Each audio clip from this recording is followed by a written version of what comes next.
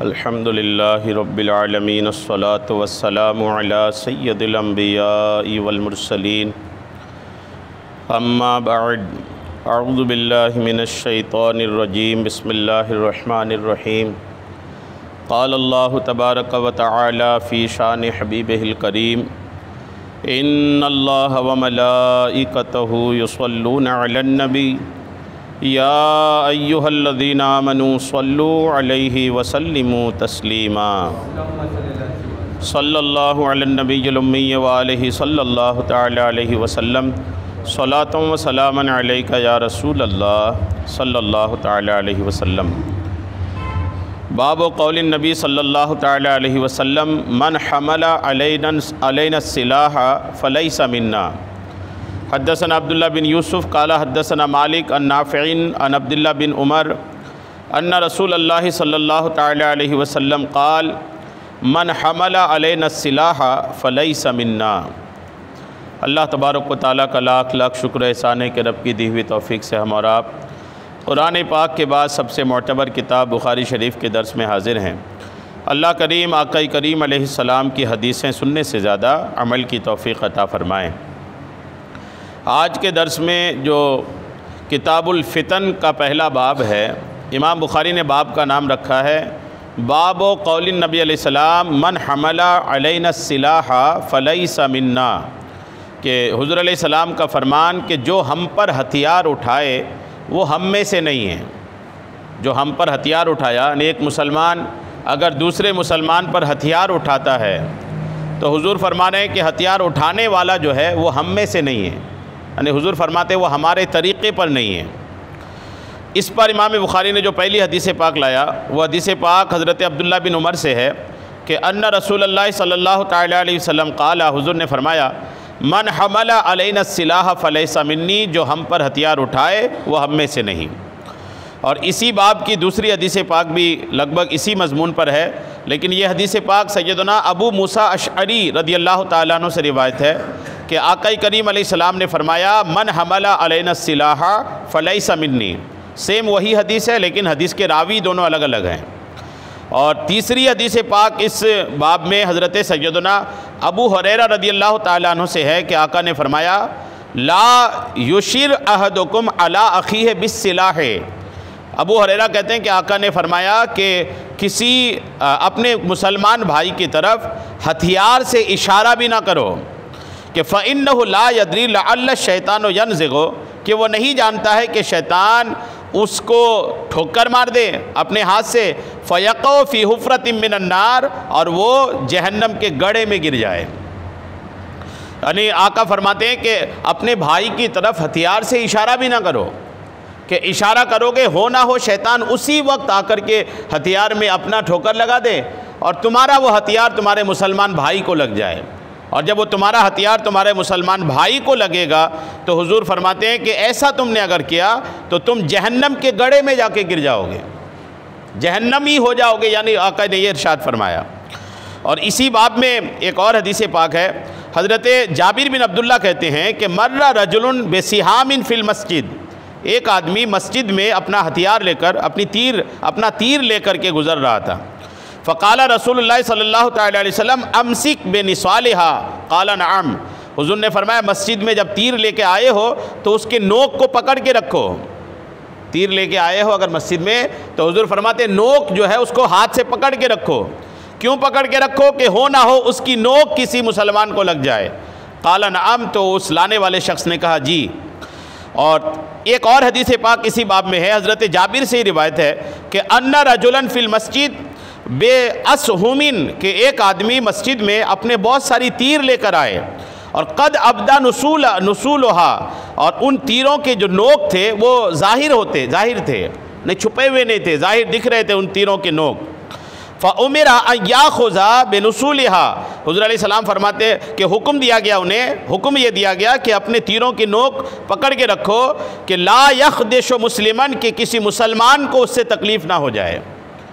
एक और हदीस इसी बाब में है कि आका फरमाते इज़ा मर्रा अहदुकुम फ़ी मस्जिदिना, हुजूर फरमाते तुम में से कोई अगर मेरी मस्जिद में गुजरे और फी सूक़ना या हमारे बाज़ार में आए व माहा नबुलन और उनके साथ तीर हो तो फल युमसिक अला निसालेहा, तो वो अपने तीर के या अपने नेज़े के धार की जगह को पकड़ के रखे, ले यकबिस बेकफ़ ही अपने हथेली से पकड़ के रखे कि अला युसीबा अहदम मिनल मुस्लिमीन मिनहा, ताकि किसी मुसलमान को उससे कोई तकलीफ़ ना पहुँच जाए।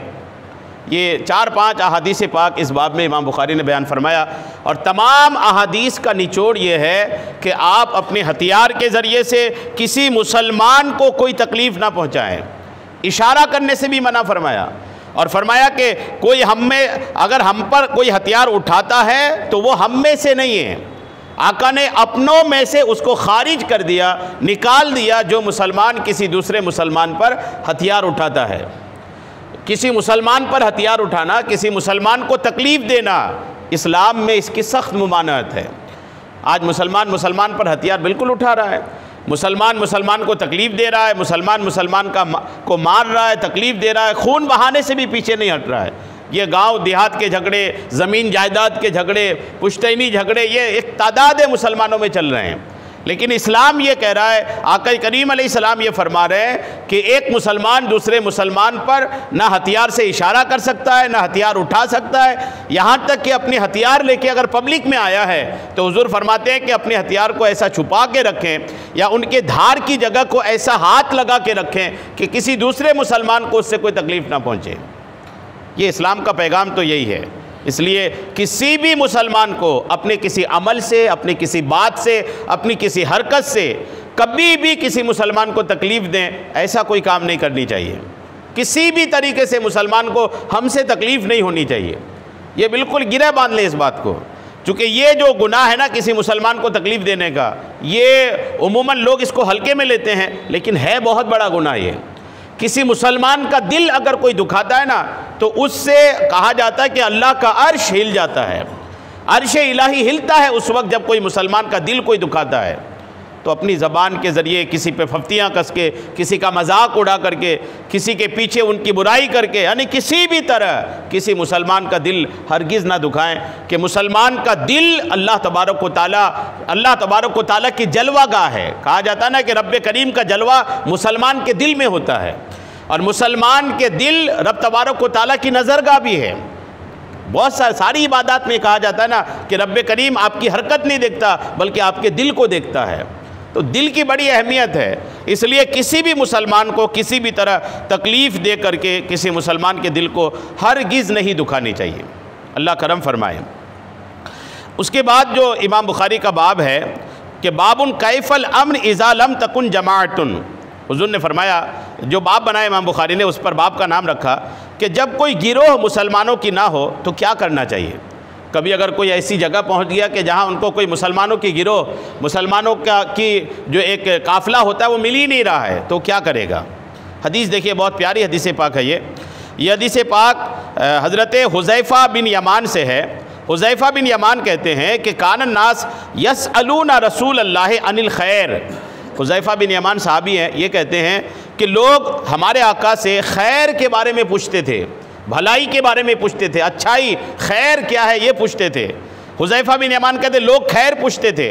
वकुन्तु अस्अलहु अनिश्शर, और मैं हुज़ूर अलैहिस्सलाम से शर के बारे में पूछता था।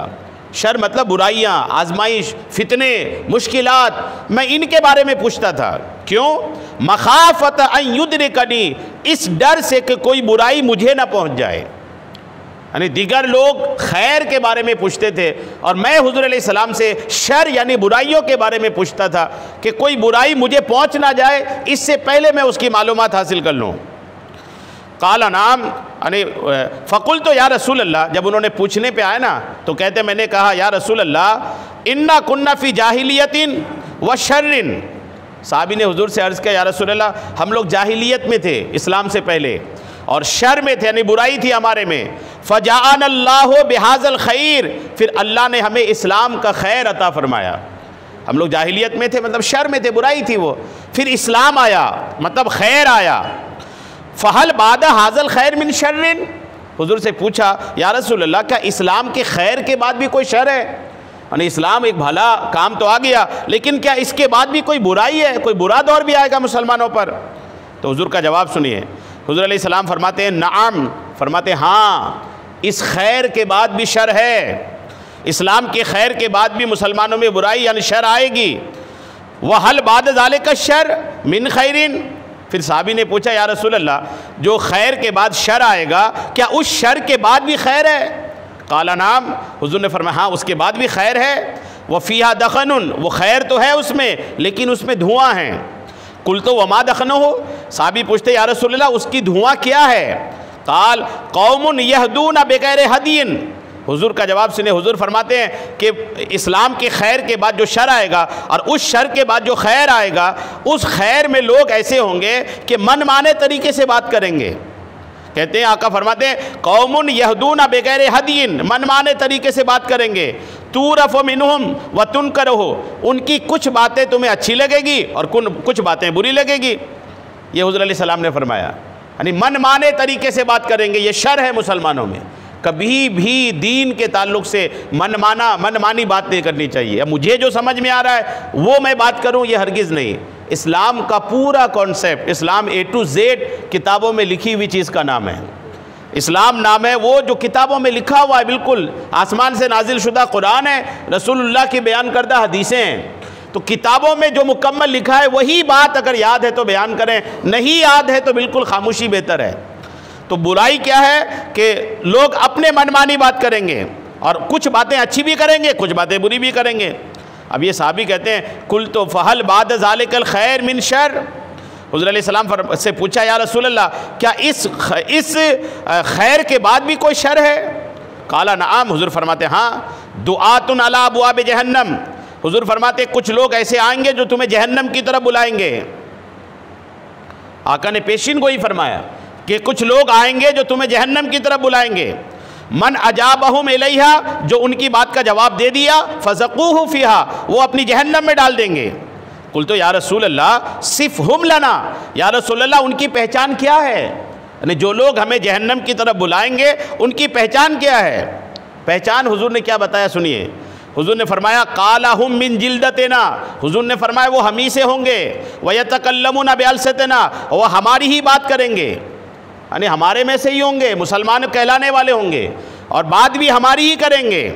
कुल तो मैंने कहा फमा तामुरुनी इन अदरकनी ज़ालिका। हुजूर फरमाते हैं कि वो साहबी ने पूछा या रसूल अल्लाह, अगर मुझे वो लोग मिल जाएं तो मैं क्या करूं? अगर ऐसे लोग मुझे मिल जाएं कि बात रसूलुल्लाह की करें, खुद को मुसलमान भी बताएं, लेकिन बुलाएं जहन्नम की तरफ, बदअकीदगी की तरफ, तो हम उस वक्त क्या करें? तो आका का जवाब सुनिए। हुजूर फरमाते हैं तलज़िमो जमाअतल मुस्लिमीन व इमामहुम। हुजूर ने फरमाया कि मुसलमानों की गिरोह और मुसलमानों की इमाम को लाजिमी तौर पर पकड़ के रखो, इनसे अलग ना हो। फरमाया फ़इल्लम यकुल्लम लहुम जमाअतुन। वो साहबी ने फिर पूछा या रसूल अल्लाह, अगर मैं ऐसी जगह रहूँ जहाँ कोई जमात ही ना हो, मुसलमानों का कोई गिरोह ही ना हो, अकेले पड़ जाऊँ तो क्या करूँ? तो आका फरमाते हैं कि काला फ़अतज़िल तिलकल फ़िरक़ कुल्लहा। हुजूर फरमाते हैं कि अगर कोई तुम्हें ना मिले तो उन लोगों से अलग हो जाओ, और अलग हो जाओ, आका फरमाते हैं कि ऐसा अलग हो जाओ कि लौ अन तअद्द बिअस्ल शजरतिन हत्ता युद्रिकल मौत व अंत अला ज़ालिक। हुजूर फरमाते अलग हो जाओ और पब्लिक से अलग होकर जंगल में चले जाओ। अगर दरख्तों का जड़ खाना पड़े तो जड़ खा जाना और मौत तक वहीं रह जाना, लेकिन अपना रास्ता नहीं बदलना। ये हुज़ूर अलैहिस्सलाम ने कितना क्लियर, कितना वाज़े तौर पर फरमा दिया कि बदअकीदगी आएगी, शर आएगी, गुमराह करने वाले लोग आएंगे, लेकिन हुज़ूर फरमाते हैं गुमराह करने वाले लोगों की गुमराहियत में नहीं आना, मुसलमानों की जमाअत, मुसलमानों के इमाम को पकड़ के रखना। और फिर फरमाया, वो साहबी ने जब पूछा कि अगर नहीं मिले कोई मुसलमान नहीं मिल रहा है, कोई राह हिदायत वाला नहीं मिल रहा है तो क्या करूं? फरमाया आका ने जंगल चले जाना, दरख्तों की जड़ों को खाना, उसी को खाकर जिंदा रहना, मर जाना वहीं पर, लेकिन अपना रास्ता नहीं बदलना। ये हुज़ूर अलैहिस्सलाम ने कितना वाज़े तौर पर फरमा दिया। ये मुसलमानों पे जो फ़िरक़ेबाज़ियाँ है ना, ये उसी की तरफ इशारा है कि फ़िरक़े जितने नए पैदा हो ना, जितने नए फ़िरक़े पैदा हों, एक मुसलमान जो अहले सुन्नत वल जमात का 1400 साल से, उनकी ज़िम्मेदारी है कि वो अपने अक़ीदे पर मजबूती से बने रहे। लोग तो आएंगे, आका ने फरमा दिया 1400 साल पहले इसकी पेशीन गोई हो चुकी है, भविष्यवाणी हो चुकी है कि गुमराह लोग आएंगे, लेकिन हमारा यह काम है कि हम गुमराहियत की तरफ नहीं जाएं और अपनी बात पर मजबूती से कायम रहें। इस्लाम पर, अकीदे पर, जिन अकीदे पर बुजुर्गान दीन हैं, अल्लाह के औलिया किराम गुजरे हैं, उन्हीं अकीदे पर मजबूती से कायम रहें। और हुजूर ने फरमाया भी गुमराह करने वाले लोग कौन होंगे, तो फरमाया कि वो हम ही में से होंगे, मुसलमान ही होंगे, हमारी ज़बान बोलेंगे। हमारी ज़बान बोलेंगे मतलब हदीस ही बयान करेंगे। अब जाहिर सी बात है, गुमराह करने वाले लोग तो हदीस ही बयान, बज़ाहिर वो समझ में आता है कि ये भी तो हदीस बयान कर रहा है, ये भी तो कुरान बयान कर रहा है, ये भी तो बज़ाहिर इस्लाम की बातें कर रहा है। उमूमन एक तबका है ना लोगों की कि यार वो भी तो हदीस ही बयान करते हैं, सुन लेते कभी हम उनको। तभी हुजूर की बात सुने, हुजूर ने साफ तौर पर मना किया, जी नहीं, उनसे ऐसा अलग हो जाएं कि जंगल में चले जाएं। अगर कोई नहीं मिल रहा है ना तो जंगल में चले जाएं और दरख्तों की जड़ खा के जिंदा रहें, लेकिन अपना रास्ता चेंज ना करें। फरमाया कि वह अंत अला ज़ालिक, ये एक जुमला आका ने फरमाया कि दरख्तों की जड़ खा जाना लेकिन रहना अपने पुराने तरीके पर ही। ये वाकई में बहुत मजबूत इरशाद आका करीम अलैहिस्सलाम का है कि किसी को देखकर बिल्कुल भी गुमराह नहीं होने का है। बस ये देखें कि हम किस अकीदे पर हैं, हमारी जमाअत में कौन लोग हैं। अगर आप अहले सुन्नत वल जमात में अल्हम्दुलिल्लाह, तो किस्मत पे नाज करें कि बड़े बड़े अल्लाह के औलिया किराम अल्हम्दुलिल्लाह इसी अकीदे पर हैं। जिस अकीदे का बयान अहले सुन्नत वल जमात करती है, उस अकीदे का बयान गौसे पाक की किताबों में है, गरीब नवाज़ की किताबों में है, ख्वाजा निज़ाम की किताबों में है, मखदूम अशरफ सिमनानी के किताबों में है। यानी बड़े बड़े जो च्यूटी के औलिया किराम हैं अल्हम्दुलिल्लाह, उन्होंने जिन बातों को बयान किया है वही अहले सुन्नत वल जमात लेकर के चल रही है। तो इसलिए एक दो होता ना कि हम उसकी भी सुन लें, उसकी भी सुन लें, उसके पास भी बैठ लें और उसके पास भी बैठ लें, ये ऐसे लोग जो ना वो कब गुमराह हो जाए कोई ठिकाना नहीं। और ख़ास करके अगर मिलना जुलना दोस्ती यारी हो भी ना तो दीनी बात ना हो, मजहबी बात ना हो। यूँ तो कुफ़ार से भी मिलना जुलना रहता है, लेकिन दीनी बात ना हो। अहले सुन्नत वल जमात वाला है तो ही मजहबी बात है, अहले सुन्नत वल जमात वाला नहीं है तो मजहबी बात ना करें उनसे, बिल्कुल नहीं। वो उसकी कौन सी बात सीने में घर कर जाएगी और कौन सी गुमराहियत। आदमी गलत बात जल्दी कबूल करता है, आदमी गलत बात बहुत जल्दी कबूल करता है, सही बात कबूल करने में बहुत मुश्किल हो जाएगा। आप किसी को नमाजी बनाइए, बड़ा वक्त लग जाएगा। शराबी बनाना है, 2-3 बार ले जाइए गलियों में, बन जाएगा वो। यानी ये गलत बात जो है ना वो जल्दी कबूल करते हैं, ये इंसान की तबीयत में है ये बात। इसलिए किसकी कौन सी गलत बात सीने पे गड़ कर जाए, नबी के फरमान के मुताबिक अपने अकीदे पर ऐसा मजबूत रहें कि अगर पब्लिक छोड़ना पड़े, इलाका छोड़ना पड़े, बस्ती मोहल्ला छोड़ना पड़े, जंगल में रहना पड़े तो जंगल में रह लें, लेकिन अपना रास्ता ना बदलें। वाज़ेह तौर पर आका करीम अलैहिस्सलाम ने इस हदीस पाक में अल्हम्दुलिल्लाह हिदायत पे कायम रहने की एक मजबूती तौर पर इरशाद फरमा दिया। ये हदीस पाक भी देखिए और आपको बात वाज़ेह हो जाएगी। ये हदीस पाक जो है ना ये भी किताबुल फितन की है। हद्दसना अली बिन अब्दुल्लाह काला हद्दसना अज़हर बिन साद अन इब्न औन अन नाफ़ि अन इब्न उमर काला ज़करन नबी अलैहिस्सलाम काल अल्लाहुम्मा बारिक लना फ़ी शामिना। हुज़ूर अलैहिस्सलाम एक बार दुआ फरमा रहे थे, दुआ में आका ने हाथ उठाया, फरमाया अल्लाहुम्मा बारिक लना फ़ी शामिना, मौला हमारे लिए मुल्क शाम में बरकत अता फरमा। दुआ फरमाया मुल्क शाम, ये आज जिसको सीरिया बोलते हैं, आका ने फरमाया हमारे लिए मुल्क शाम में बरकत फरमा। फिर फरमाया अल्लाहुम्मा बारिक लना फ़ी यमनना, ए मेरे मौला हमारे लिए मुल्क यमन में बरकत अता फरमा। यमन भी आज मुल्क में, ये दुनिया में आज भी ये नक्शे में मौजूद है। अब जो लोग आमीन पीछे कह रहे थे ना, उन्होंने आका से अर्ज़ किया, जब हुजूर दुआ कर ही रहे थे, आका बरकत की दुआ कर रहे थे तो आका की रहमत जोश में थी, तो बाद साहबा ने पीछे से कहा वफ़ी नजदना या रसूल अल्लाह, हमारे लिए नजद के लिए भी दुआ कर दीजिए, नजद के लिए भी दुआ कर दीजिए। आका ने सुना लेकिन अनसुनी कर दिया। फिर दुआ किया अल्लाहुम्मा बारिक लना फ़ी शामिना, मौला हमारे लिए मुल्क शाम में बरकत अता फरमा। अल्लाहुम्मा बारिक लना फ़ी यमनना, ए मेरे मौला हमारे लिए यमन में बरकत अता फरमा। दूसरी बार आका ने इसी 2 मुल्क के लिए दुआ किया। फिर लोगों ने कहा या रसूल अल्लाह वफ़ी नजदना, या रसूल अल्लाह हमारे लिए नजद में के लिए दुआ कर दीजिए। फ़अज़ुन्नहु काला फ़ी सलासत हुना का, हदीस के रावी करते हैं कि 3 बार ऐसा हुआ कि आका ने मुल्क शाम और मुल्क यमन के लिए दुआ किया। लोगों ने पीछे से कहा नजद के लिए दुआ करने की, आका ने 3 मरतबा लोगों की बात को इग्नोर किया, नहीं कबूल किया, और 3 बार आका ने शाम और यमन के लिए दुआ किया। जब 3 बार लोगों ने दरख्वास्त की तो चौथी बार आका ने क्या फरमाया, देखिए आका ने फरमाया अज़्ज़िलज़ालु वल फितनु, कि ये नजद यहाँ से जलजले और फितने उठेंगे। और फरमाया व बिहा यतलु कर्न शैतान, और ये वो जगह है नजद जिससे शैतान की सींग निकलेगी। नजद ये नजद आपके लिए ये नाम अनजान इसलिए होगा कि नजद का नाम बदल करके अरब ने रियाज़ रख लिया है। सऊदी अरब की जो राजधानी रियाज़ है ना, रियाज़ का ही पुराना नाम नजद है। उस नजद के बारे में 1400 साल पहले आका ने इरशाद फरमा दिया था कि वहाँ से शैतान की सींग निकलेगी, और निकल ही रही है। लोगों को बुतखाने बना करके दे रहे हैं, लोगों को सिनेमा घर बना करके दे रहे हैं, दूसरे लोगों को बुला बुला करके क्या क्या नहीं करवा रहे हैं, अल्लाह रहम करे। तो ये जो शैतान की सींग निकलने का आका ने फरमाया था ना, उसने गुमराहियत वहाँ से निकलेगी। ये जो कुछ लोग बोलते हैं ना कि इस्लाम तो वहाँ से निकला था, तो बुखारी की हदीस ये भी कहती कि आका ने फरमाया कि वहाँ से शैतान की सींग निकलेगी। सारे लोग गुमराह नहीं है अल्हम्दुलिल्लाह। आज भी अहले हिदायत, अरब तो वो हमारा अल्हम्दुलिल्लाह सर का ताज था कि वहीं से इस्लाम फैला, बात उसकी नहीं है। बात यह कि आका ने यह भी फरमाया कि उस जगह से, रियाज से शैतान की सींग निकलेगी। तो जो अच्छी बात है वो कबूल की जाएगी, जो बुरी बात है उसको रिजेक्ट की जाएगी, चाहे मदीने का कोई ना हो, चाहे मक्का शरीफ का कोई ना हो। बात यह है कि कुरान और हदीस के मुताबिक है कि नहीं। अगर कुरान और हदीस के मुताबिक है तो अल्हम्दुलिल्लाह। अब ये तो शान है हम हिंदुस्तानियों के लिए कि आका ने रियाज के लिए फरमाया कि वहाँ से शैतान की सींग निकलेगी, और हिंदुस्तान की तरफ देख के आका फरमाया करते थे कि मुझे इस तरफ से इस्लाम की खुशबू आती है। ये आका ने इरशाद फरमाया था अपने हयात में, हिंदुस्तान की तरफ वहाँ से देख कर खड़े होकर फरमाया था कि इधर से इस्लाम की खुशबू आ रही है। और रियाज के लिए क्लियर तौर पर फरमाया था कि यहाँ से शैतान की सींग निकलेगी। ये हदीस है। ये तो बात ये नहीं कि मुल्क कौन सा है, बात यह है कि कुरान और हदीस पे अमल कौन कर रहा है। हमारे लिए कुरान और हदीस ना है। आका ने कभी नहीं कहा कि मदीने वालों की पैरवी करना, मक्का के लोग जैसा कर रहे हैं वैसा करना, जी नहीं। तो मक्का के लोग जो कर रहे हैं वो करें क्या? आज लोग अपनी ज़मीन को बोल करके देते हैं बुतखाने के लिए, ये लो यहाँ बनाओ बुतखाना और करो अल्लाह के अलावा किसी और की पूजा। ये कर रहे हैं लोग, तो ये इसकी थोड़ी उनकी तकलीद की जाएगी। जो सही है वो सही है, जो गलत है वो गलत है। आका करीम अलैहिस्सलाम ने 1400 साल पहले जो पेशीन गोई किया था ना, वो आज बिल्कुल वाज़ेह तौर पर नज़र आ रहा है। और इस बात पे एक और हदीस पाक देखिए, ये हदीस पाक भी आपके ईमान की ताज़गी हो जाएगी इंशाअल्लाह। ये हदीस पाक हज़रत अब्दुल्ला से रिवायत है, हज़रत अब्दुल्ला से रिवायत है, वह सईद इब्न मुसय्यब से रिवायत करते हैं कि अन अबी मूसा अशअरी, अबू मूसा अशअरी साहबी रसूल हैं, बहुत बड़े साहबी, इंशाअल्लाह इनकी सीरत आज कुछ सुनेंगे हम लोग।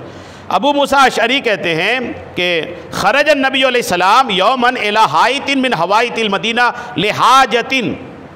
मदीने पाक में शुरुआत में बैतुल खला नहीं होते थे, तो लोग बागों में वगैरह में फारिग होने के लिए जाते थे।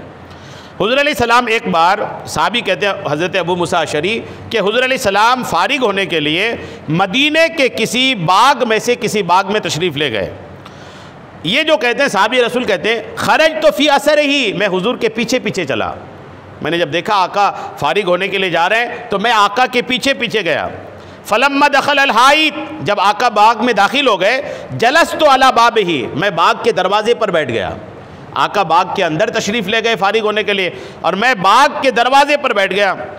कुल तो लअकूनन्नल यौम बव्वाबन नबी अलैहिस्सलाम, वो साहबी खुद से कहने लगे, आका ने तय नहीं किया था, मुकर्रर नहीं किया था, उन्होंने खुद से कहा कि आज मैं आका के बाग की दरबानी करूँगा, यानी आका की दरबानी करूँगा, आका की नौकरी करूँगा।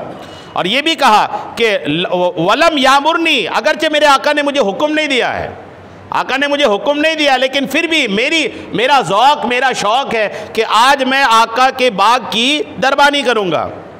फ़ज़हबन नबी अलैहिस्सलाम, आका करीम अलैहिस्सलाम तशरीफ़ ले गए। व क़ज़ा हाजतहु, अपनी हाजत पूरी की, फारिग हो गए।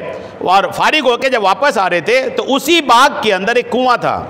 व जलसा अला कुफ़िल बीर व कशफ़ा अन साक़िही, आका करीम अलैहिस्सलाम कुआँ के मुंडेर पर बैठ गए और अपनी पिंडली खोल लिया, यानी कुआँ का जो मुंडेर था, मुंडेर पर आका बैठ गए, पैर लटका लिए और पैर लटकाकर अपनी पिंडली खोल लिया। ये वाला जो घुटने से नीचे का जो हिस्सा है, यहाँ से आका ने इसको थोड़ा सा खोल लिया। फजा अबू बकर, आका अकेले थे, पूरे बाग में आका अकेले हैं और कुएँ के मुंडेर पर तशरीफ़ फरमा है। उस बाग के दरवाजे पर अबू मूसा अशअरी साहबी रसूल खड़े हैं। इतने में सिद्दीक़ अकबर आए। जब सिद्दीक़ अकबर आए ना, तो सिद्दीक़ अकबर ने आके इजाज़त मांगा, किन से? वो जो अबू मूसा अशअरी दरवाज़े पर खड़े हैं, उनसे कहा अंदर आ जाऊं? तो अबू मूसा अशअरी ने कहा आप रुकिए, मैं आका से इजाज़त लेकर आता हूं, आप यहीं रुकिए दरवाजे के पास, मैं आका से पूछ के आता हूं कि आपको अंदर आने देना है कि नहीं। ये कहते हैं कि मैं आका के पास आया और अर्ज़ किया या रसूल अल्लाह अबू बकर तशरीफ़ लाए हैं और इजाज़त मांग रहे हैं। तो आका ने क्या जवाब दिया सुनिए। आका फरमाते ईज़न ली व बश्शिरहु बिल जन्ना। हुज़ूर फरमाते उनको आने की इजाज़त भी दो और उन्हें जन्नत की बशारत भी दो। सुभान अल्लाह। फरमाया आने की इजाज़त भी दो और बशारत दो कि वो जन्नती हैं। ये कमाल का अल्लाह ताला ने हुज़ूर अलैहिस्सलाम को इख्तियार दिया था कि हुज़ूर दुनिया में कईयों को ऐसा फरमाया कि ये जन्नती है और कईयों को ऐसा फरमाया कि ये जहन्नमी है। यानी आका को दुनिया ही में इस बात का इल्म था कि कौन जन्नत में जाएगा और कौन जहन्नम में जाएगा। आका ने फरमाया इजाज़त दो, जन्नत की बशारत दो। फ़दख़ला, हज़रत सिद्दीक़ अकबर आए।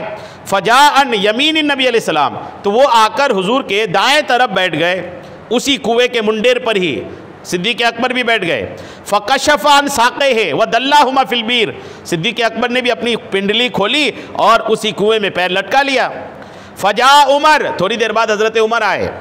फ़क़ाल कमा अंता हत्ता उस्ताज़िनु लका, तो वो भी आकर के इजाज़त मांगी। तो अबू मूसा अशअरी ने कहा आप रुकिए, मैं हुज़ूर से इजाज़त लेकर आता हूँ। हुज़ूर से इजाज़त लेने गए, कहा अर्ज़ क्या हुज़ूर उमर आए हैं। तो आका ने फरमाया ईज़न लहू व बश्शिरहु बिल जन्ना। हुज़ूर ने उनके बारे में भी फरमाया कि उनको भी इजाज़त दो और जन्नत की बशारत दो। उमर को भी जन्नत की बशारत मिली। फ़जाअन यसारिन नबी अलैहिस्सलाम का फ़कशफ़ अन साक़िही व दल्लाहुमा फ़िल बीर, हज़रत उमर भी कुएँ के मुंडेर पर चढ़ के बैठे, अपनी पिंडली खोला और पैर लटका लिए। यानी ये जो सहाबत है ना, ये हुज़ूर अलैहिस्सलाम की कॉपी बहुत करते थे कि आका क्या कर रहे हैं, हमें वही करना है। एक दाहिने तरफ बैठ गए सिद्दीक़ अकबर, बाएं तरफ बैठ गए हज़रत उमर और आका बीच में है। और तीनों शख्सियत क्या करी है, पैर मुंडेर से नीचे लटका के पिंडली खोलकर तशरीफ़ फरमाए। अब ये कहते हैं कि हदीस कहती है फ़अमतलाल कुफ़, मुंडेर भर गई, कुआं ज़्यादा गोल नहीं रहा होगा, तो तीन शख्स जो बैठे ना, तो इसी से कुआं की मुंडेर की जगह ख़त्म हो गई, अब जगह बची नहीं। जगह जब नहीं बची ना, फलम यकुन फ़ी मजलिस, उसमें बैठने की जगह ना रही। सुम्मा जा उस्मान, फिर हज़रत उस्मान आए, तीसरे खलीफा। यानी ये जो शिया लोग कहते हैं ना कि पहला खलीफा हज़रत अली हैं, आप हदीस पढ़ेंगे ना कई बार, तो जब भी ऐसा मौका मिला है तरतीब से आने का, तो यही तरतीब है, पहले सिद्दीक़ आए, फिर उमर आए, फिर उस्मान आए, फिर अली आए। कभी ऐसा नहीं हुआ कि अली पहले आया, उसके बाद फिर हज़रत उस्मान आए, फिर उमर आए, फिर सिद्दीक़ आए, कभी ऐसा नहीं हुआ। कभी भी इस तरह की हदीसें कई सारी हैं और कई बार बुलाने की बात आई, देने की बात आई, तो भी आका ने इस तरतीब को, इस लाइन को ध्यान में रखा कि पहले सिद्दीक़, फिर उमर, फिर उस्मान, फिर अली। अब यहाँ भी देखें, पहले सिद्दीक़ आए, फिर उमर आए, अब उस्मान आए हैं। फ़लम यकुन फ़ी मजलिस सुम्मा जा उस्मान, फिर उस्मान आए। फ़कुल तो कमा अंता हत्ता अस्ताज़िन लका, जब उस्मान आए ना, तो दरबान जो थे अबू मूसा अशअरी कहने लगे आप भी रुकिए, मैं इजाज़त लेकर आता हूँ। तो फ़क़ाल नबी अलैहिस्सलाम ईज़न लहू व बश्शिरहु बिल जन्ना, हज़रत उस्मान गनी आए तो आका ने फरमाया उनको भी इजाज़त दो और उनको जन्नत की बशारत दो। वह माह बलाउन युसीबहु, और आका ने साथ में एक गैब की खबर ये भी दिया कि उस्मान के साथ आजमाइश है जो उनको पहुँचेगी। जन्नत की बशारत तो दो, लेकिन साथ में आजमाइश भी है उनके साथ, एक बहुत बड़ी आजमाइश होगी उनकी, ये भी बता दो उनको। बहुत बड़ी आजमाइश हुई। उस्मान गनी जब अमीरुल मोमिनीन थे, खलीफा थे, ये मैंने कई बार अर्ज़ किया है कि जब ये खलीफा थे ना, तो कुछ अपने बागी लोगों ने उस्मान गनी को घेर करके रखा था। कई दिनों तक इनके घर को घेर के रखा था, यहाँ तक कि उस्मान गनी वहीं पर भूखे भी रहे, प्यासे भी रहे। जैसे इमाम हुसैन को शहीद किया था ना, वैसे उस्मान गनी को शहीद किया था लोगों ने। उस्मान गनी से तिलावत कर रहे थे कुरान पाक की आखिरी वक्त में, तो किसी ने उसी वक्त आपकी गर्दन पर तलवार मारी थी और आपका सर जो है वो सीधे कुरान पाक पर गिरा था। आपके खून का पहला कतरा भी कुरान पाक पर गिरा था। तो उस आजमाइश की खबर आका ने पहले ही दे दिया। अभी जबकि आका है आज से, आका के बाद सिद्दीक आना है, उमर आना है, फिर उस्मान का दौर आना है, लेकिन आका का इल्म गैब देखिए कि पहले ही आका ने फरमाया कि उस्मान को जन्नत की बशारत भी दो और साथ में ये भी उनको बताओ कि उनको एक बला है, एक मुसीबत है, एक आजमाइश है जो पहुँचनी है। फ़दख़ला, उस्मान गनी को बशारत भी मिल गई और उस आजमाइश की खबर भी मिल गई। फिर वो दाखिल हुए बगीचे में। जब दाखिल हुए, फ़लम यजिद माहुम मजलिसन, देखा जगह ही नहीं बैठने की। दाखिल तो हुए तो जगह नहीं, मुंडेर पूरा भर गया है। फ़तहव्वला हत्ता जा मुक़ाबिलहुम, तो वो उसी मुंडेर के पास ही बैठ गए, आमने सामने ही। अला शफ़िल बीर, कुएँ के पास ही बैठ गए। फ़कशफ़ा अन साक़िही, उन्होंने भी अपनी पिंडली खोल ली। अल्हम्दुलिल्लाह। उन्होंने भी अपनी पिंडली खोली और सुम्मा दल्लाहुमा फिल बीर फजअल तो अतमन्ना अखली। हज़रत अबू मूसा अशरी कहते हैं कि आज तो हुजूर की रहमत जोश में है कि जो भी आ रहे हैं जन्नत की बशारत मिल रही है। तो अबू मूसा अशरी कहते हैं मैं तमन्ना करने लगा काश इनके बाद मेरा भाई आ जाए और मैं उनको बुलाने जाऊँ और आका उनको भी जन्नत की बशारत दे दें, क्योंकि आज चल ही रहा है ये, तीनों को बशारत मिली। लेकिन इसके बाद फिर ना इनका भाई आया और ना ही कोई और शख्सियत आई। इस हदीस पाक पर हज़रत सईद इब्ने मुसय्यब का एक कौल इमाम बुखारी ने नकल किया है कि इब्ने मुसय्यब कहते हैं कि फ़तावल तो ज़ालिका क़ुबूरहुम इज्तमात हाहुना वन फ़रदा उस्मान। ये जो माहौल बना था कि तीन आदमी आका पहले तशरीफ़ फरमाते, सिद्दीक़ अकबर आए, उमर आए, इन तीनों को जगह कहाँ मिली? मुंडेर में आका के आजू बाजू। उस्मान गनी आए तो मुंडेर में जगह नहीं मिली इनको। तो हज़रत सईद इब्ने मुसय्यब कहते हैं कि इस हदीस से मैंने ये समझ लिया है, मैंने इसकी ये ताबीर ली है कि आका का मज़ार और उमर का मज़ार और सिद्दीक़ का मज़ार एक साथ होगा और हज़रत उस्मान का मज़ार जो है इनके साथ नहीं होगा।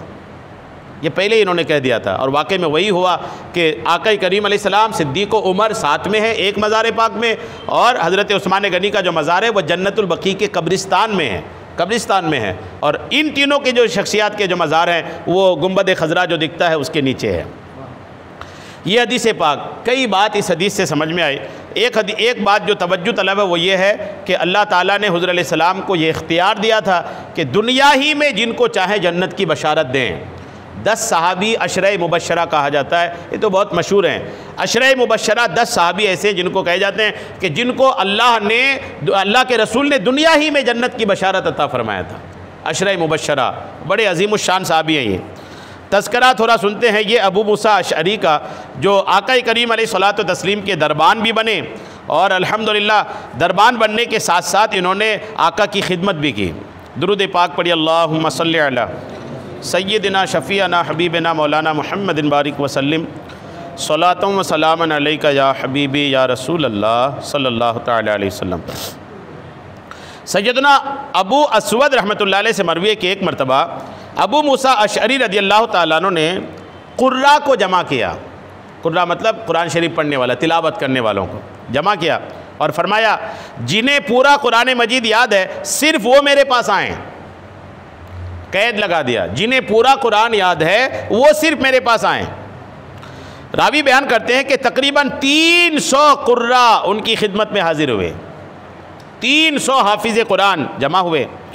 तो उन्होंने हमें नसीहत करते हुए फरमाया, हज़रत अबू मूसा अशअरी ने उन 300 कुर्रा को फरमाया तुम लोग इस शहर के कुर्रा हो, कहीं ज़्यादा मुद्दत गुजरने की वजह से अहले किताब की तरह तुम्हारे दिल सख्त ना हो जाएं। बेशक एक सूरत नाजिल की गई थी जिसे हम शिद्दत और तुवालत में सूरे बराअत से तशबीह देते थे। मुझे उसमें से एक बात ये याद है कि अगर इब्ने आदम के लिए सोने की 2 वादियाँ हों तो वो फिर भी तीसरी की तलाश में रहता है। अबू मूसा अशअरी कहते हैं कि कुरान हमने सुना है, समझा है, और उसमें से एक बात समझा है कि इब्ने आदम का मामला ऐसा है कि उनके पास अगर सोने के 2 पहाड़ हो, 2 वादी हो, तो वो तीसरे की तलाश में रहेगा। यही हाल है ना, जिसके पास जितना पैसा हो जाए उस पैसा को और बढ़ाने की कोशिश करता है। फरमाया कि जिसके पास सोने की 2 वादियाँ हो तो फिर भी तीसरी की तलाश में रहता है। और इब्ने आदम का पेट सिर्फ कब्र की मिट्टी ही भर सकती है, इसके अलावा इब्ने आदम को सब्र नहीं होगा। सब्र कब होगा? जब मर जाएगा, कब्र की मिट्टी पेट में भर जाएगी, अब बोलेगा नहीं अब तो कुछ नहीं चाहिए। इसी तरह एक और सूरत नाजिल हुई थी जिसे हम मुसब्बहात कहते हैं, यानी जो सूरतें अल्लाह की तस्बीह से शुरू होती हैं उनसे मुशाबा करार देते। मुझे इसमें से ये बात याद है कि ए ईमान वालो, जो तुम खुद नहीं करते वो दूसरों को क्यों कहते हो? खुद अमल नहीं और दूसरों को कहते हैं। तुम्हारी गर्दनों में शहादत लिख दी जाएगी, फिर क़यामत के दिन तुमसे उसके बारे में सवाल होगा। सैयदना अबू मूसा अशअरी को बुलंद आवाज़ से कुरान मजीद पढ़ते सुना तो आका करीम अलैहिस्सलाम ने इरशाद फरमाया इसे आले दाऊद की खुश आवाज़ी से हिस्सा मिला है। दाऊद अलैहिस्सलाम जो है ना, दाऊद अलैहिस्सलाम की आवाज़ बड़ी सुरीली थी, यहाँ तक कि जन्नत में कुरान पाक की तिलावत सुनाई जाएगी।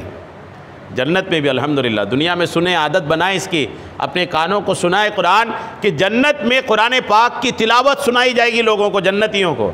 किसकी आवाज़ में? हज़रत दाऊद अलैहिस्सलाम की आवाज़ में। दाऊद अलैहिस्सलाम पढ़ेंगे, तिलावत करेंगे, कुरान पढ़ेंगे। वो दाऊद अलैहिस्सलाम पर तो ज़बूर नाजिल हुआ था, तो वो अपनी ज़बूर नहीं तिलावत करेंगे।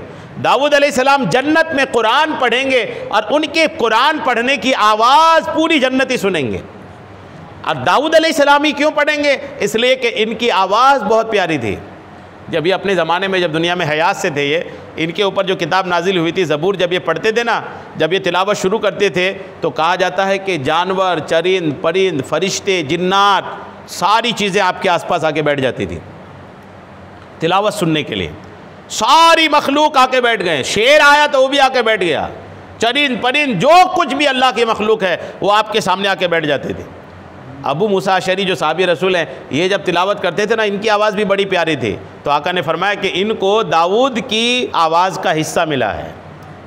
सुभान अल्लाह। ये हज़रत अबू मूसा अशरी रज़ी अल्लाह ताला अन्हु हैं। सैयदना अनस इब्न मालिक फरमाते कि हम एक सफ़र में अबू मूसा अशरी के साथ थे। एक मकाम पर उन्होंने लोगों को आपस में बातें करते सुना। फिर अचानक एक आवाज़ सुनी तो फरमाया, ए अनस, मुझे क्या हो गया है? आओ हम अपने परवरदिगार का जिक्र करते हैं। क्या दूर उनमें से कोई झूठा इल्ज़ाम लगा रहा हो। फिर फरमाया, ए अनस, किस चीज़ ने लोगों को आखिरत की तलब से बेरग़बत कर दिया है और किस चीज़ ने उन्हें अल्लाह की फरमाबरदारी से रोक रखा है? मैंने अर्ज़ की, ख्वाहिशात और शैतान ने उन्हें अल्लाह के ज़िक्र से गाफिल कर रखा है। आप रज़ी अल्लाह ताला ने फरमाया, खुदा की कसम, ऐसा नहीं है, बल्कि उनकी गफलत की वजह यह है कि दुनिया जल्द सौंप दी गई है और आखिरत को मुअख्खर यानी ताख़ीर कर रखा गया है। अगर ये आखिरत के मामलात का मुशाहदा कर लेते, देख लेते, तो दुनिया की तरफ माइल होकर आखिरत से गाफिल ना होते। अबू मूसा अशरी से ने एक से पूछा कि लोग अल्लाह के ज़िक्र की तरफ क्यों नहीं आ रहे हैं? तो जवाब ये दिया गया कि शैतान और नफ्स जो है ये लोगों को दूर कर रखा है। तो अबू मूसा अशरी ने कहा, नहीं, ऐसा नहीं है। दरअसल बात यह है कि लोग आखिरत को समझ नहीं पाए हैं। आखिरत चूँकि अभी आई नहीं है, दुनिया सामने मौजूद है, तो आखिरत देखा नहीं, इसलिए दुनिया की तरफ जा रहे हैं। अगर आखिरत देख लेंगे ना तो दुनिया छोड़कर आखिरत की तरफ चले जाएंगे। ये अबू मूसा अशरी रज़ी अल्लाह ताला अन्हु ने फरमाया। सैयदना अबू बुरदा रज़ी अल्लाह रहमतुल्लाह ताला अलैह से मरवी है, अबू बुरद रहमतुल्लाह अलैह से मरवी है कि अबू मूसा अशरी ने फरमाया, एक मरतबा हम किसी जंग में शिरकत के लिए समंदरी सफ़र में थे और हवा बड़ी खुशगवार थी और हमारी कश्ती की रफ्तार तेज़ करने और उसका रुख मोड़ने के लिए लगाया जाने वाला जो कपड़ा था वो बहुत बुलंद था। कश्तियों में पहले कपड़ा लगाते थे वो उसकी दिशा तय करने के लिए। तो अबू मूसा अशरी कहते, जब हम समंदर में थे तो हमने किसी की आवाज़ सुनाई दिया और वो कह रहा था, ए कश्ती वालों, अपनी कश्ती रोको, मैं तुम्हें एक खबर सुनाता हूँ। गैब से आवाज़ आई, कश्ती वालों रुको अपनी कश्ती को, मैं एक खबर सुनाता हूँ। हत्ता कि उसने 7 मरतबा ये आवाज़ लगाई। आवाज़ गैब से रही थी, समंदर के बीच में आ रही थी आवाज़, तो गैब से आवाज़ आ रही थी और 7 बार आ गई। तो अबू मूसा अशरी कहते हैं कि मैंने कश्ती के अगले किनारे पर खड़े होकर पुकारा, तुम कौन हो और कहाँ हो? कैसे साहबत है। आज अगर किसी गैब से आवाज़ आ जाए तो लोग शायद सब कुछ छोड़ छाड़ के अपने घरों के अंदर चले जाए कि आवाज़ आ रही, कोई आवाज़ देने वाला नहीं है। लेकिन अबू मूसा अशरी, अल्लाह वालों के क्या कहने, ये और कश्ती के बाहर गए और कश्ती के सामने गए, जहाँ से आवाज़ आ रही थी उसी तरफ रुक करके फरमाया, तुम कौन हो और कहाँ हो? ये अल्लाह वाले अल्हम्दुलिल्लाह, इनको कोई खौफ नहीं। जिनके सीने में खुदा का खौफ हो ना, वो किसी और से क्या डरेगा। इन्होंने आवाज़ की तरफ अपना चेहरा क्या फरमाया, तुम कौन हो और कहाँ हो? क्या तुम नहीं देख रहे हो कि हम किस हालत में हैं और रुकने की ताकत नहीं रखते? यानी उस वक्त जो कश्ती थी ना, वो ऐसी जगह थी जो रुक नहीं सकती थी। तो जवाब में आवाज़ आई, क्या मैं ऐसे फ़ैसले के बारे ना बताऊं जो अल्लाह ने अपने ज़िम्मे ले रखा है? यानी एक ऐसा फ़ैसला जो अल्लाह ने अपने ज़िम्मे ले रखा है। मैंने कहा, क्यों नहीं, बताओ। आवाज़ जो आ रही थी उसने कहा कि बेशक अल्लाह ने फ़ैसला कर लिया है कि जो शख्स सख्त गर्मी के दिन अपने आप को मेरी खुशी के लिए प्यासा रखेगा, यानी रोज़ा रखेगा, तो मुझ पर हक़ है कि उसे क़यामत के दिन सैराब कर दूँगा। सुभान अल्लाह। गर्मी के दिनों के रोज़े, गर्मी की शिद्दत जितनी बढ़े ना उतनी रोज़े का इस्तिक़बाल कीजिए, डरे ना, घबराए ना। जैसे गर्मी बढ़े तो रोज़े का और इस्तिक़बाल करें कि आका करीम अलैहिस्सलाम के साहबी ने यह आवाज़ सुनी, रब की तरफ से कोई आवाज़ दे रहा था कि कोई गर्मी के दिनों में प्यासा रहेगा, भूखा रहेगा, रोज़ा रखेगा, तो क़यामत के दिन अल्लाह उसको शराब करेगा। और यही अबू मूसा अशरी रज़ी अल्लाह ताला अन्हु से शदीद गर्मी के दिन की तलाश में रहते थे। अबू मूसा अशरी जो है सख्त गर्मी के दिनों की तलाश में रहते थे। और अच्छा, यहाँ एक बात और तवज्जो तलब है, यहाँ क्या है, ये इस हदीस में ये बात नहीं आई कि रमज़ान गर्मी में आएगा और रमज़ान में गर्मी का रोज़ा रखोगे तब अल्लाह सैराब करेगा, ये बात नहीं आई, सिर्फ रोज़े की बात आई। मतलब अगर रोज़े के महीना, रमज़ान का महीना, ये चूँकि साल भर में घूमता रहता ना, पहले ठंडी में आता था, फिर गर्मी में आता था, अब ये गर्मी में से भी निकलने लगा है गर्मी से भी निकलने लगा है ना, अब धीरे धीरे ये ठंडी में जा रहा है। तो आप ये भी कर सकते हैं कि जब गर्मी का मौसम आया है उस वक्त अल्लाह को खुश करने के लिए रोज़ा रखें, भले रमज़ान का महीना नहीं हो। इस हदीस में रमज़ान की बात नहीं आई, बात बस रोज़े की आई कि आदमी गर्मी के दिन में अगर अल्लाह को खुश करने के लिए रोज़ा रखेगा तो क़यामत के दिन अल्लाह उसको सैराब करेगा। तो गर्मी के दिनों में नफली रोज़ा रखकर इस फजीलत को हासिल करने की कोशिश करना चाहिए। इसीलिए तो हज़रत अबू मूसा अशरी कहते हैं कि अबू मूसा अशरी रज़ी अल्लाह ताला अन्हु ऐसे शदीद गर्मी के दिन की तलाश में रहते थे कि जिसमें गर्मी की वजह से इंसान की जान निकलती हो, और आप ख़ास उसी गर्मी के दिन रोज़ा रखते थे। वो भी अरब की गर्मी, हिंदुस्तान की गर्मी तो कुछ भी नहीं है। अरब की गर्मी, जो हज उम्रा गए उनसे पूछिए कभी कि अरब की गर्मी का हाल क्या होता है। शदीद गर्मी का मौसम होता है। अब शदीद गर्मी का दिन वो तलाशते थे और तलाश कर उसी दिन रोज़ा रखते थे। यही अबू मूसा अशरी का सुनिए, अबू मूसा अशरी रज़ी अल्लाह ताला अन्हु ने फरमाया, मैं अल्लाह से हया की वजह से बहुत ज़्यादा तारीक जगह में गुस्ल करता हूँ। तारीक मतलब अंधेरी जगह में, अल्लाह से हया की वजह से।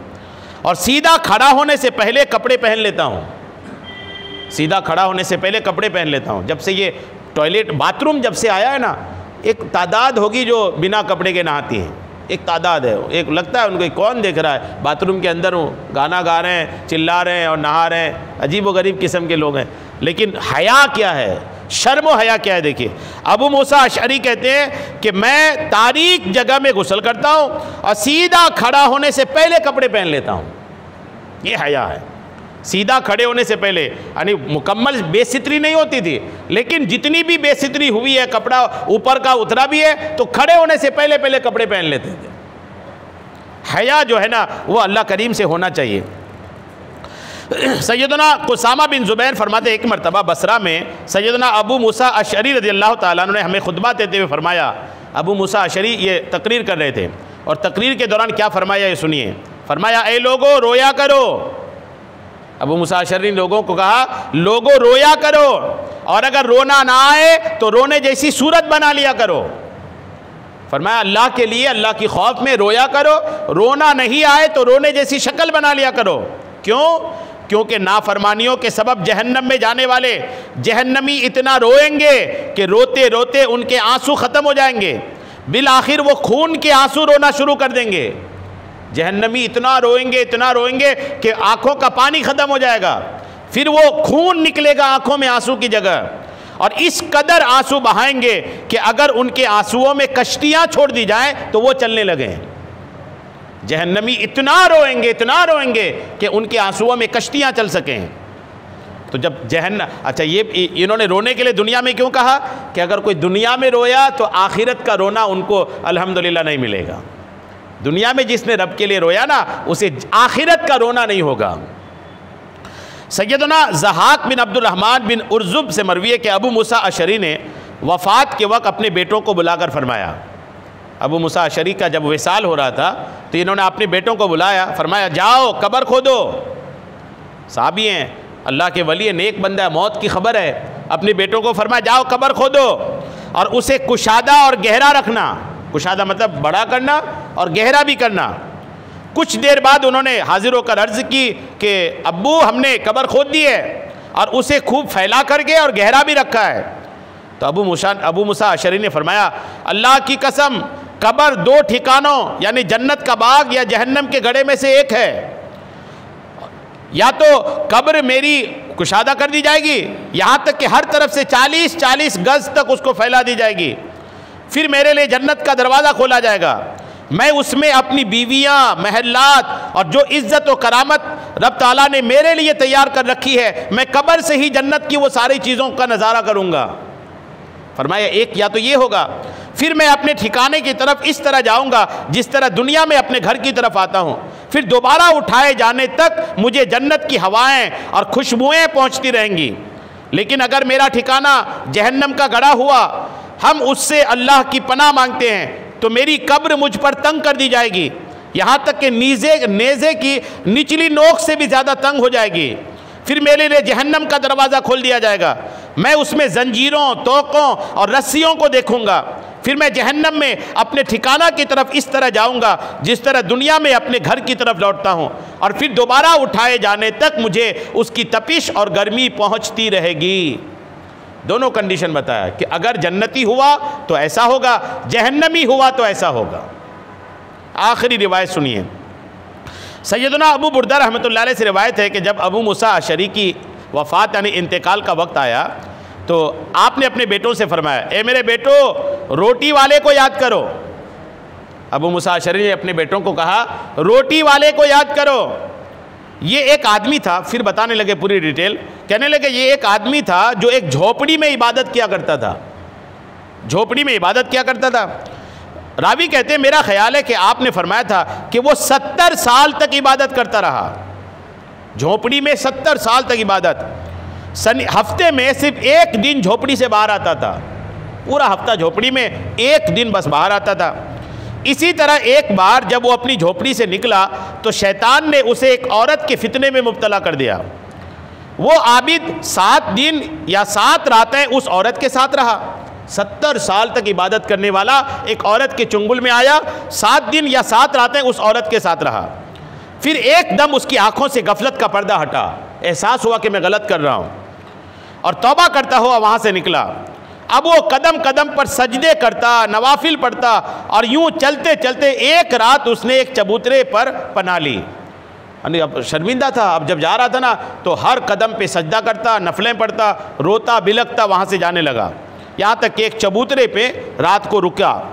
वहाँ पहले ही 12 मिस्कीन रहते थे।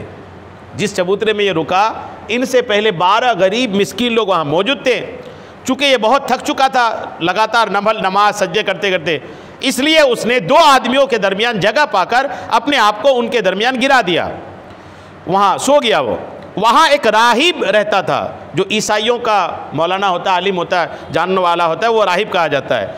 वहाँ एक राहिब भी था जो इन 12 मिस्कीनों को हर रात रोटियाँ भेजता था। वो जो 12 मिस्कीन थे उसको राहिब जो था रोटियाँ भेजता था, 12 मिस्कीन 12 रोटियाँ, और हर मिस्कीन को एक एक रोटी मिल जाती थी। अब आज रात को ये 12 की जगह 13 हो गए हैं। हस्बे मामूल आज भी रोटियाँ देने वाला आया और उसने सबको एक एक रोटी देना शुरू की। जब वो उस तौबा करने वाले के पास गुजरा तो उसे भी उन मिस्कीनों में शामिल समझकर एक रोटी दे दी, जिसकी वजह से एक मिस्कीन रोटी से महरूम रह गया। एक मिस्कीन को रोटी नहीं मिली तो उसने रोटियों वाले से कहा, क्या बात है, तुमने मेरे हिस्से की रोटी मुझे नहीं दी, मुझसे तुम बेपरवाह क्यों हो गए हो?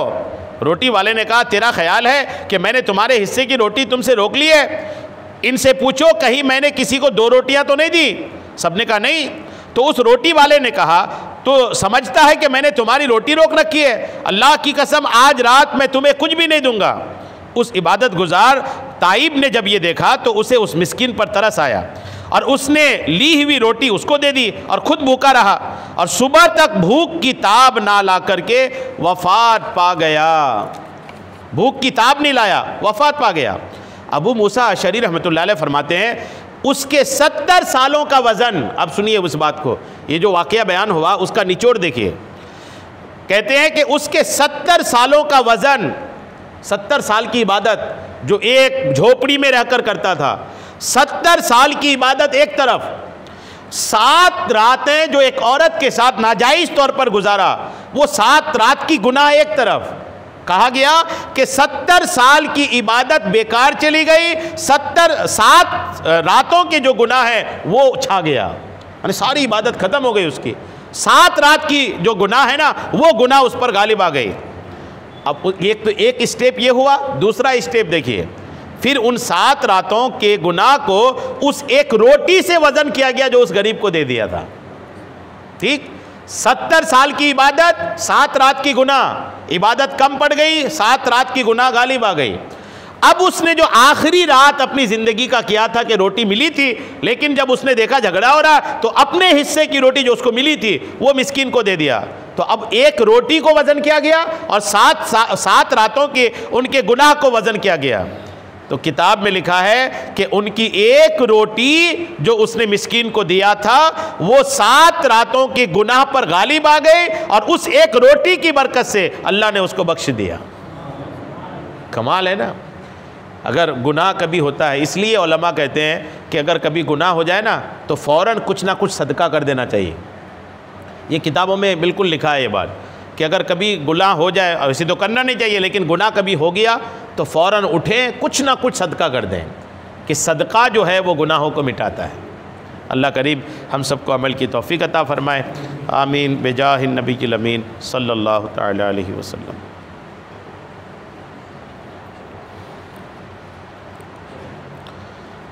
क़ाल अल्लाहु तबारक व तआला फ़ी शान हबीबिहिल करीम इन्नल्लाह व मलाइकतहु युसल्लूना अलन नबी या अय्युहल्लज़ीना आमनू सल्लू अलैहि व सल्लिमू तस्लीमा। सल्लल्लाहु अलन नबिय्यिल उम्मी व आलिहि सल्लल्लाहु तआला अलैहि वसल्लम। सलातुन व सलामुन अलैका या रसूल अल्लाह। सुब्हान रब्बिका रब्बिल इज़्ज़ति अम्मा यसिफून व सलामुन अलल मुरसलीन वल्हम्दुलिल्लाहि रब्बिल आलमीन बिहक़्क़ि ला इलाहा इल्लल्लाह।